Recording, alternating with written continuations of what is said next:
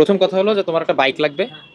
বাইকটা তোমার চয়েস হচ্ছে R15 বা GSX এই দুটোর ভিতরে একটা। নতুন নতুন অনেক বাইক এখন বাজারে আছে, হায়ার সিসি আছে, নতুনত্ব আছে। নতুন বাইক কেনার জন্য ওরে আমি সাজেস্ট করলাম, তো ওর কথাবার্তা শুনে আমি বুঝতে পারলাম যে আসলে ও R15 বা GSX আর এই দুইটার মধ্যে একটা নিবে। সিবিআর ওর পছন্দ না, সিবিআর এর ডিজাইন ল্যাঙ্গুয়েজ ওর আবার এত পছন্দ হয় না, যতটা স্পোর্টি R15 বা মোটামুটি ভাব R15 এ হয় ততটা ভাব সিবিআর এ হয় না।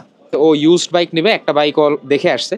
এখন সেই বাইকের ঘটনা হচ্ছে যে প্রথম যে মালিক আছেন উনার কোনো ঠিক ঠিকানা নাই নাকি?